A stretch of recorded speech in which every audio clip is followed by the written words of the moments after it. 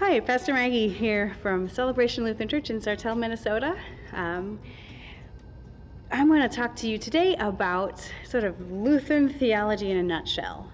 So I talked in this earlier video about sort of the history of the Lutheran Church and how it came to be, or the Protestant Church, and then Lutherans are a flavor of Protestantism. So what sets all these different flavors of Christianity apart is the way we articulate and understand God's activity in the world. It's very nuanced. But so during the Reformation, there were all these trials, and it was essentially a place where the Reformers wrote down and parsed out what they believed about God, and they had like religious debates. And so from that, Lutheran pastors like myself, we pledge in our ordination vows, we promise to preach and teach in line with these, what's called the Lutheran confessions. So in the Lutheran confessions, there's a bunch of different writings that came out of this time where these leaders were on trial. And the first 4 articles of the Augsburg Confession in the Book of Concord, that's where you can look to those 4, and that's kind of Lutheran theology in a nutshell. So they sort of lay it out. So the first one is that there's a God, and God is Trinitarian, God the Father, Son, and Holy Spirit.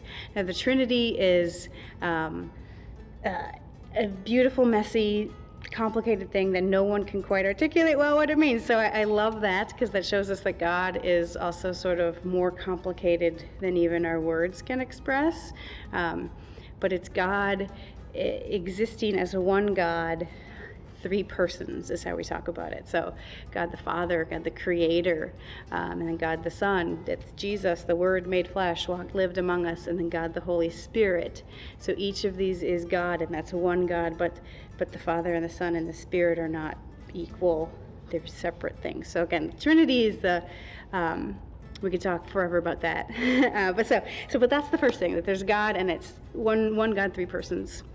And then the second article talks about humanity, that we are human beings and we live in the midst of sin. And there are things that separate us from God, that things are not as they should be, that we live in a world that's not the world that God the Creator intended it to be.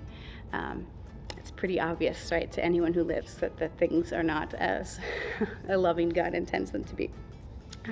So the third one is proclaiming who Jesus is. Jesus as God, fully human. And why that matters? It matters that Jesus is fully God and fully human because of what Jesus does, because the death and resurrection primarily. That in that death, that is Jesus experiencing that death as fully human and fully God. So everything Jesus does as fully human, fully God, and that unites humanity to the divine. That's where we are connected to God, is in Jesus. And then because of Jesus' death, then there is no place we can go, even in our deaths, where we're separated, where the presence of God has not already been. So any suffering or pain or anything we can experience has already been filled with the presence of God, and so God will be there. And then we know that's not the end, because there's the resurrection, so there's new life after this pain. That's the work of God, bringing new life into that. And then that's the third article. The fourth article then talks about how that activity of Jesus Christ is what saves us and joins us to God, sets us free from the finality of death, from the powers of sin and evil in the world. So Lutheran theology in a nutshell talks about the existence of God as triune, and then humanity as not as God intended it, as broken, as sinful, and then Jesus comes to live among us for our sake, to save us. So there it is. It's Lutheran theology in a nutshell.